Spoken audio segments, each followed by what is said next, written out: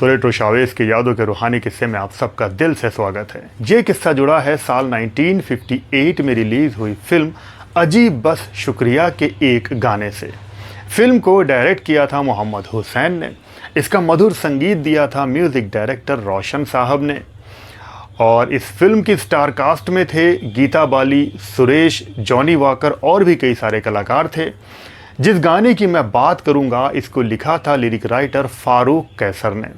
गाने के बोल थे, सारी सारी रात तेरी याद सताए। सारी सारी रात तेरी याद सताए। तो फिल्म में गीत की सिचुएशन के हिसाब से फारूक कैसर जी ने एक गीत लिख दिया। रोशन जी को ये गीत पसंद आया। अब इस गाने की धुन बनाने की बारी थी। तब रोशन जी इस गाने की धुन बनाने में लग गए। उन दिनों में रोशन साहब सुबह सुबह उठकर अपने घर में वॉइस ऑफ अमेरिका सुना करते थे, जिसमें वो कॉनी फ्रांसिस के गीत अक्सर सुना करते थे।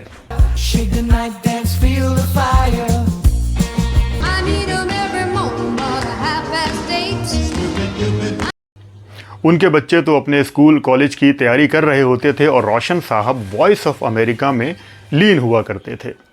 और उन्हीं दिनों में वो इस गीत पर काम भी कर रहे थे। तो वो अपने घर में, अपने घर की बालकनी में इस गाने की धुन बनाने में लगे रहते थे और अपनी फिंगर पे इस तरह से 1 2 3 4 गाने को फिक्स करने में लगे रहते थे। लेकिन गाने की धुन नहीं बन पा रही थी।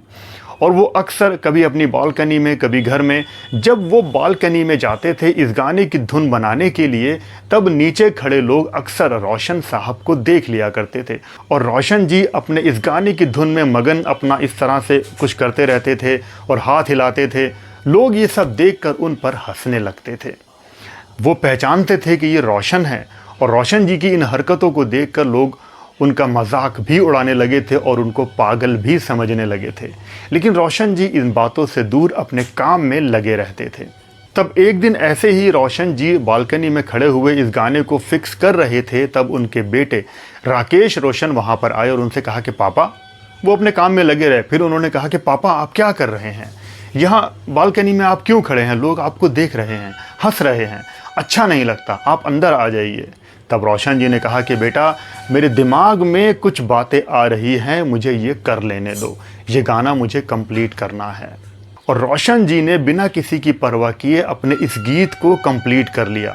उन्होंने सोचा कि अगर लोग क्या सोचेंगे ये भी मैं सोचूं तो फिर लोग आखिर सोचेंगे क्या। वो अपने काम में लगे रहे और ये गाना कंप्लीट कर लिया। गाने को कंपोज कर लिया गया था। उसके बाद अब इस गीत को रिकॉर्ड करना था तो लता मंगेशकर जी से बात कर ली गई थी। अब इस गाने की 2-4 रिहर्सल हुई। जिस स्टूडियो में ये गाना रिकॉर्ड किया जाना था, अक्सर वहाँ पर म्यूज़िक डायरेक्टर नौशाद भी आया करते थे। और इत्तेफाक से जिस दिन ये गाना रिकॉर्ड होना था उस दिन नौशाद वहाँ पर पहुँच गए।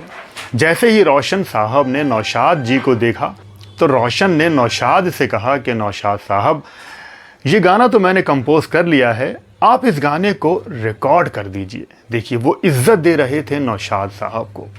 नौशाद जी ने भी रोशन की इस बात का मान सम्मान रखा और वो रोशन के गीत को रिकॉर्ड करने के लिए रेडी हो गए। उसके बाद नौशाद जी ने अपने ही स्टाइल में इस गाने को रोशन जी के सामने ही लता मंगेशकर जी से रिकॉर्ड करवाया। सारी सारी रात तेरी याद सताए, प्रीत जगाए हमें। ये थी उस जमाने में लोगों के दिलों में एक दूसरे के लिए इज्जत और प्यार। गाना कंपोज किसी और ने किया और रिकॉर्ड कोई और करवा रहा है। इस तरह से ये गाना कंप्लीट हुआ।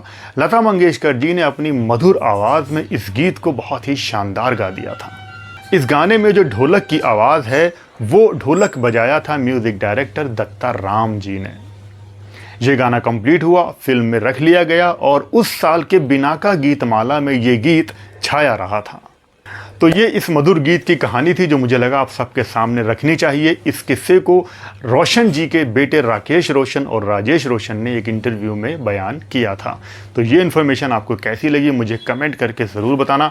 वीडियो पसंद आया हो तो वीडियो को लाइक कर देना, चैनल पर नए हो तो सब्सक्राइब कर लेना। आप लोग अपना बहुत बहुत ख्याल रखें और देखते रहें रेट्रो शावेज। जय भारत, जय हिंद।